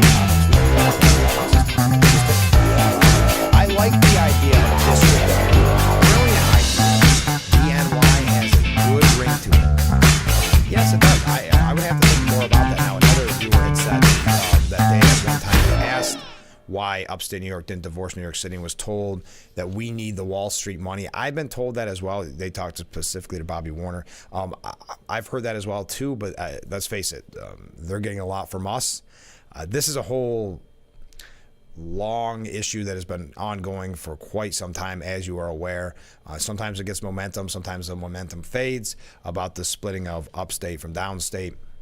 But I had not heard the District of New York idea. That's very interesting. Oh, and when it comes to the cookie poll, if you're just joining us, you're probably wondering what in the world that means. A bakery in New York State making cookies where you can go in and pick whether you want Trump on it or whether you want Harris on it. They have received threats because politics is so wild right now. This viewer says the threats might possibly come from the bigot-oriented protesters. Yes, kind of like the anti-Semitic protesters. Could very well be. I don't know. Now, here's a question from a viewer. Has anyone successfully ordered Melania Trump's new book ahead of time? The reason I didn't read the website that you gave me is that's not the website. So Melania Trump's website is melaniatrump.com, MELANIA Trump.com. That looks like where it says here you can pre-order now. So there you go. Looks like, yeah, there's a lot of things on that website. Okay, so that might help. Oh, my music ran a little long. Thank you. Thank you for that heads up. Every once in a while, that setting gets changed back after a certain break. So thank you. We received a lot of comments. I hope I got to all of them, then you could hear me. But the first one that I read was, I like the idea of a District of New York. Brilliant idea. DNY has a good ring to it. Okay. So I had mentioned, word salad being thrown around so often, and even somewhat being used by mainstream media very rarely, but sometimes. Shark Tank star Kevin O'Leary was on Fox Business Network's Kudlow, and he has a new term for it, and I don't know if it was just he couldn't think of word salad or if there's a specific reason for it. But he said Trump has a lot of problems too. He sometimes runs on too long, and he's bombastic. But Kamala Harris has got verbal soup. That's an issue, and the more she does interviews with real reporters and others, that a verbal soup is her enemy. So, okay, we're going for different entrees now. Word salad, verbal soup, just something to keep in mind. So I had mentioned that Kamala Harris did not take any questions yesterday during that meeting with Zelensky at the podium. Avoided answering press questions again after delivering remarks with Ukrainian President Zelensky at the White House on Thursday. Now that's an interesting one because if you look at the optics of it, it looks very much presidential in the sense of a foreign dignitary meeting there. And normally there's always taking questions from not just the American press but from foreign press. That was not the case in this scenario. Leaving the room, and Zelensky even looking confused when no questions were asked as they bolted from the room. Let's see. We've got other. I want to talk about. We've got to get to the story this morning about Donald Trump. If you did not pay attention yesterday, the New York appeals court judge called Trump's $454 million civil fraud judgment, quote unquote, troubling. The former president is attempting to reverse or reduce a judgment of $354 million plus an additional $100 million in interest. Wow. After a judge sided with New York Attorney General Letitia James, who argued in a lawsuit Trump inflated his net worth by billions to get better loans and insurance terms. You remember this story. This was a major story at the time, but there's been so many since then. Trump's lawyers, who have called Judge Arthur Engron's February ruling draconian, unlawful, and unconstitutional, appeared before a 5-judge panel on a Manhattan appeals court on Thursday to plead their case. Some judges appeared receptive to changing the bond. Judge Peter Moulton questioned if James' lawsuit turned into, quote, something it was not meant to do. Well, I think it did exactly what it was meant to do. Moulton added the immense penalty in this case is troubling. I'll repeat that term. Moulton said the immense penalty in this case is troubling. Yes, the precedent, let alone that it sets. Trump's attorney, D. John Sauer, argued that James' lawsuit stretched New York consumer protection laws. There was, quote, no victims and no complaints about Trump's businesses from lenders and insurers, which is a very valid point, one that has been mentioned in the past about when the former president brings up the quote-unquote lawfare. The lawyer claimed the case was a clear-cut violation of the statute of limitations, noting transactions used in the non-jury trial. If the verdict is not overturned, he warned people can't do business in real estate confidently. Trump, who was repeatedly denied any wrongdoing since James first brought the lawsuit against him, was not present. I'm not sure exactly if it has been stated when they will be rendering their judgment, but the appellate division typically rules about a month after arguments wrap up, meaning a final decision could come before Election Day. 3 of the 5 judges who heard Trump's arguments must agree in order to alter the outcome. If the court rules against Trump, the former president can appeal to New York's highest court and potentially the Supreme Court, though that would mean a final decision would come no sooner than 2026. The former commander-in-chief has vowed to fight the case all the way to the U.S. Supreme Court if necessary. So CNN put together their takeaways of the court hearing on Trump's $454 million civil fraud judgment. They admitting that the justice says that the penalty against Trump is troubling. The immense penalty in this case is troubling. How do you tether the amount that was assessed by the Supreme Court to the harm that was caused here where the parties left these transactions happy, right? So how do you justify $454 million when no one complained and everybody left at the end of the day happy? They responded that while it was a large number, the process of ill-gotten gains looks to take away the gain from the wrongdoer. Although this is a large number, it's a large number for a couple of reasons. One, because there was a lot of fraud and illegality. That's an enormous benefit they got from this conduct of falsifying financial records to obtain better loan rates. Another takeaway, this again from CNN, state attorneys asked about the scope of the case versus Trump if the bank wasn't harmed. And that was one of the original discussions that was had as this case was going on. Much of the questioning of the New York State Attorney involved the law that State Attorney General Letitia James used to bring the action against Trump and his business. Justice David Friedman questioned the Attorney General's authority given that Deutsche Bank is not saying they were harmed by Trump's actions. It hardly seems to justify bringing an action to protect Deutsche Bank against President Trump, which is what you have here. You have 2 really sophisticated players in which no one lost any money. Val responded by saying the statute doesn't require that. She also pushed back on the idea that Deutsche Bank wasn't harmed by the financial statements, saying the bank did complain when the allegations of false statements were raised and ultimately pulled out of the agreement. Moulton said that the underlying issue behind the question about the Attorney General's scope was the question of mission creep. There has to be some limitation in what the Attorney General can do in interfering in these private transactions where people don't claim harm. So what is a limiting principle? Trump's lawyers questioned on statutes of limitation claims. So that was some pushback there, and a massive judgment against Trump is finally at stake. The former president's attorney raised several other legal arguments they lost at the trial court level, including that no bank or counterparty lost money on loans, saying the judge made reversal mistakes in his ruling. So we will watch this closely, sounding as if we could have a decision perhaps before the general election. All right, we have to take another short break. Keep those comments coming in. This is Frankly Speaking here on WYDC TV. Big Fox, stay with us.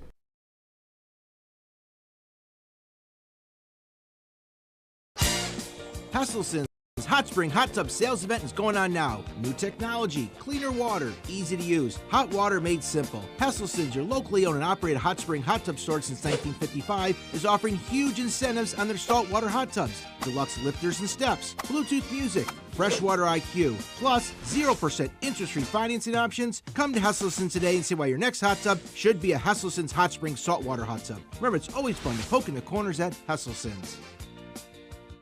How many have you tried to clean a stubborn mess but end up with no success? What you need is the all-new waterproof Ruby Horsepower, the new cordless and rechargeable power scrubber that cleans faster and easier, guaranteed. Watch, baked on oven grease is no match. It blasts away dirt and grime in no time. The power comes from our rotating brushes, spinning at 350 RPM. The incredible torque fights calcium, mildew, mold, and more. Take it in the kitchen, where it busts through caked-on crud, or outside and tackle tough tasks with ease. Get your Ruby Horsepower with 4 additional attachments, all for just $39.99. Great news! They're in stock and ready to ship. Due to high demand, only 2 per order. Order now. Call 1-800-980-2344. That's 1-800-980-2344, or visit horsepowerscrubber.com. So call 1-800-980-2344 now.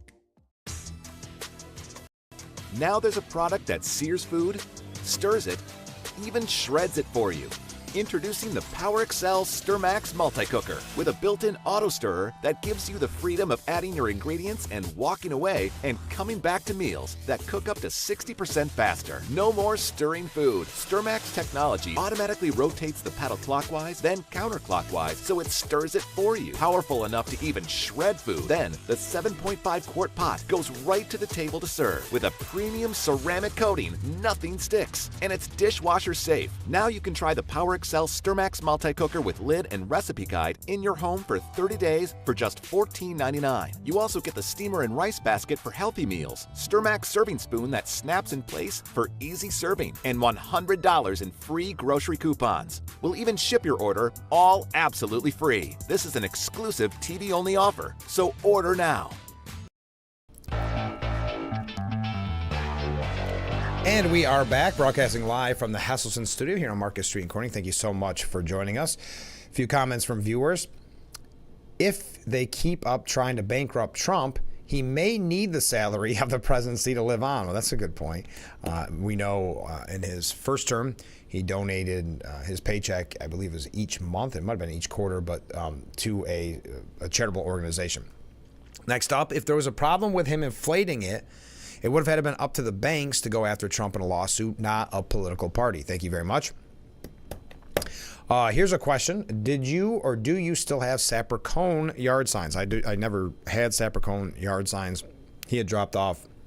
Well, if you're wondering who we're talking about, Mike Sapercone is running against Senator Gillibrand for United States Senate. He was kind enough to join us probably a month ago now and talk about his campaign. He did bring in some of those, what do you call them, place cards, or, you know, the not yard signs, but someone else has already taken them.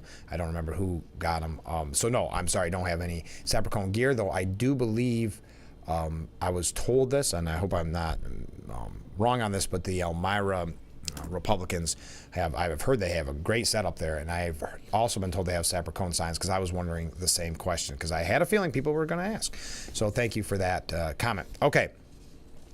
In reference to a story that we brought to you yesterday that is relatively quiet in the mainstream media, but you are hearing it in some outlets, in this instance, the New York Post, Trump yesterday had said that he believes Representative Nancy Pelosi, quote, should be prosecuted over her husband's Visa stock trades ahead of a Justice Department lawsuit against a credit card giant. Because of the time frame there, obviously raising suspicions, raising red flags. Nancy Pelosi has a little problem because her husband sold their Visa stock.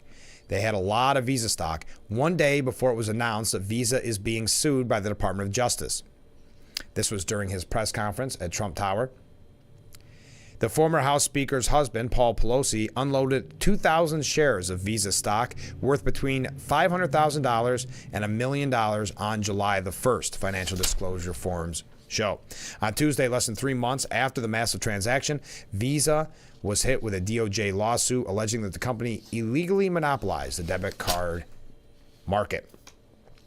Trump suggested that Nancy was aware of the looming lawsuit and tipped off Paul before he dumped the stock. Think of that. Nancy Pelosi sold vast amounts of Visa stock one day before the big lawsuit that we all read about a few days ago. You think it was luck? I don't. She should be prosecuted. Nancy Pelosi should be prosecuted for that. A spokesman for Nancy Pelosi did not respond to a request for comment. What's interesting, as a side note to that, the former president giving a lot of press conferences and really covering quite a few different topics during those times, taking questions from hostile journalists. It's just such a clear contrast from just going to one solo interview with Stephanie Ruhle as Kamala Harris, Vice President of the United States and candidate for President of the United States, and her, I guess, tactic in that. Now, Mark Lauder, who is the former director of strategic communications for the Trump 2020 presidential campaign, said yesterday, yes, going to hostile territory, went to MSNBC on the program called The Beat. And the host said, let me play exactly what Vice President Harris is saying about her openness to another debate. And it was just, hey, join me for the debate. Let's have another debate, that type of thing. So Mark Lauder said he was willing to accept a debate on Fox. So this is to viewers' comments that we had the other day. Why doesn't Fox offer? And again, I had stated that Fox I undoubtedly had offered numerous times, but that is now accepted, and not a news story, mind you, that a Democrat would say no to that. So what Lauder said is he was willing to accept a debate on Fox, and the Harris team declined. I don't see a reason why he needs to get back on stage with her. He's actually still ahead in this race. Kamala Harris is about 5 points back of where Joe Biden was at this time in 2020. And she's 3 to 4, maybe 5 points back in all of the key battleground states. She's actually even polling worse than Hillary Clinton was at this point in 2016. So I think if you're Donald Trump, you look at it, you see I'm in the lead. Why do I want to give her another bite at the apple? Very Washington statement there, another bite at the apple. All right, we got to take a break. Stay with us. We'll be right back with Frankly Speaking here on WYDC TV. Big Fox, stay with us. Wow, you found it. I did. The History of Water Part 6? I've been dying to read this. I know, honey. I always wanted that book. At Culligan, we get that most people don't think about water like we do, and that's okay.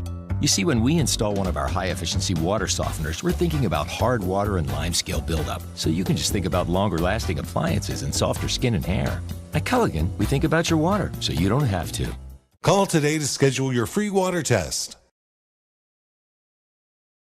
Race car drivers change lanes very fast, but with no outside mirrors. How come they don't crash? Introducing Angel View, the new wide-angle mirror that reduces blind spots. Angel View simply snaps over your car's rear view mirror, giving you a 160-degree view behind you. Ordinary rear view mirrors are small and flat, but Angel View has a huge mirror with curved glass. This convex shape allows you to see both blind spots with one glance. And with our Pro Edition special coating, it's anti-glare at night. Get your Angel View now for just $19.99 through this special offer. But wait, this may be your last chance to get Angel View at this low price. There is a strict limit of 2 Angel Views per order while supplies last. Order now.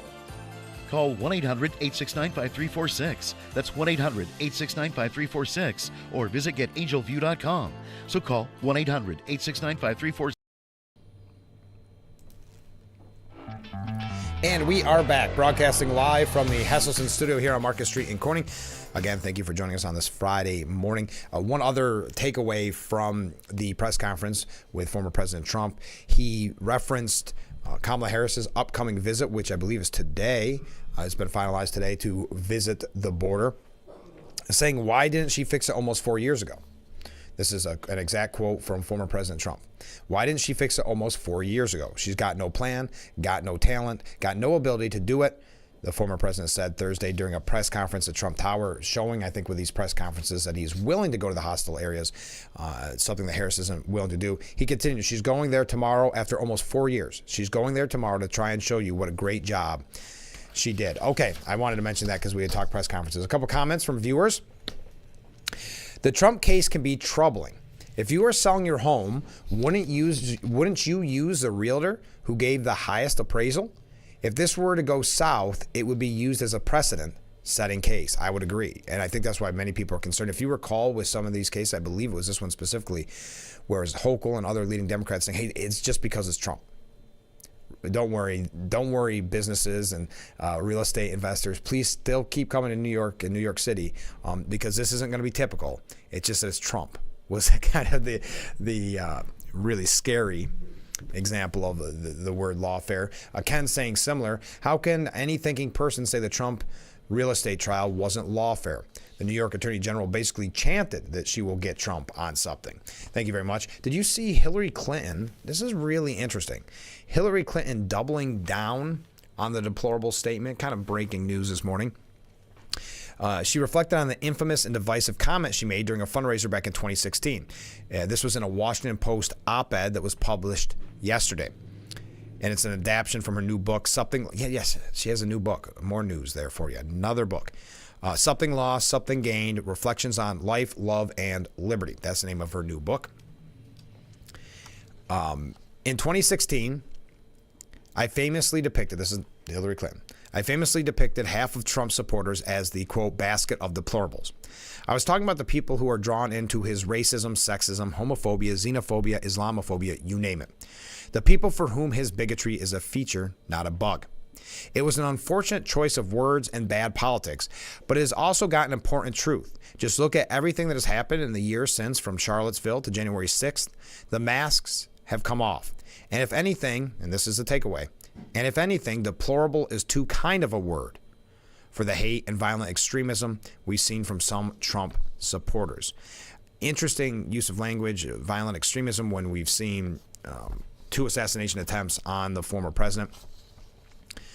Clinton also addressed part of the 2016 comment in which she said some Trump supporters are irredeemable and not part of America, writing that part of me would still say this is objectively true. She added that empathy for people you agree with is easy. Empathy for someone you deeply, passionately disagree with is hard, but necessary. And that as a Christian, I aspire to be this kind of radical empathy, but often falls short. Talking about the deplorables in 2016, I said some of those folks, they are irredeemable. Part of me would still say this is objectively true. Okay. Adding on to that rhetoric at a time when we've been told it is important to calm the rhetoric. You know, it's kind of violent type language like this coming from Salon that leads to bakery owners getting threatened. Well, Donald Trump's immigration plans and rhetoric are similar to Nazi leader Adolf Hitler's, according to a recent Salon piece, warning that Trump, quote, plans to turn America into a type of Fourth Reich, targeting immigrants and minorities with white supremacy and racism. The Thursday essay yesterday, coming out saying the mission creep of hate, Trump's dehumanization targets beyond immigrants, is a blistering attack on Donald Trump, penned by Salon Politics staff writer Chauncey DeVega, who likens the former president's policies and rhetoric to that of Hitler and Nazi Germany.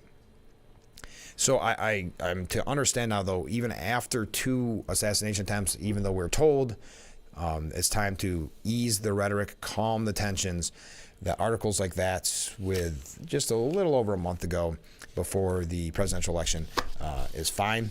And that's why this is heartbreaking. I didn't even want to report this to you, but it's coming out from Rasmussen.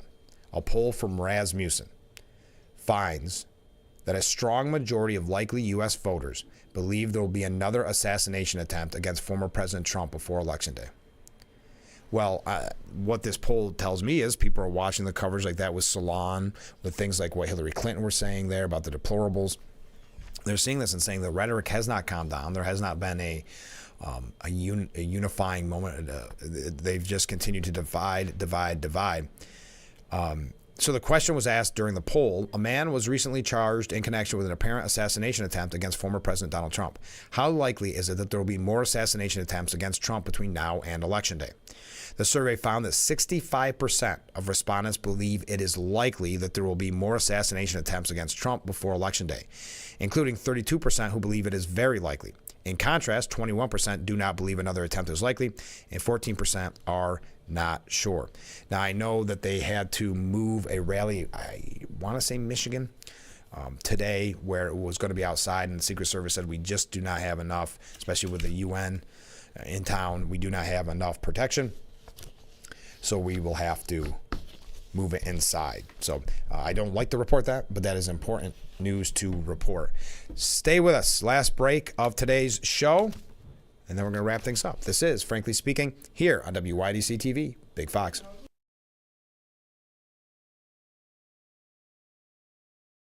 Race car drivers change lanes very fast, but with no outside mirrors. How come they don't crash? Introducing Angel View, the new wide-angle mirror that reduces blind spots. And now may be your last chance to get one before they're gone. Angel View simply snaps over your car's rear view mirror, giving you a 160-degree view behind you. Look, ordinary rear view mirrors are small and flat, but Angel View has a huge mirror with curved glass. This convex shape allows you to see both blind spots with one glance. Here's what you see with that ordinary rear view mirror, and here's what you see with Angel View. Look, over 800,000 blind spot accidents occur each year. You think you're clear to change lanes, but you're not. And that's why they call it a blind spot. But Angel View's crystal clear mirror gives you perfect panoramic vision without that awful fisheye effect like other little mirrors. And with our Pro Edition special coating, it's anti-glare at night. Angel View installs in seconds to virtually any car or SUV.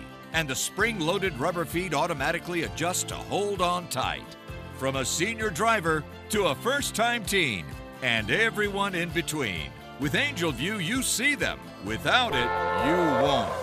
Get your Angel View now for just $19.99 through this special offer. But wait, there's breaking news. Angel View may...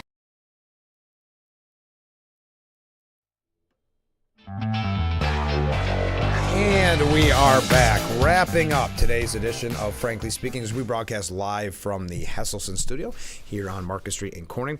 One last piece to bring to you. Yesterday was a press announcement where the President of the United States, Joe Biden, was signing a new order creating gun-focused task forces.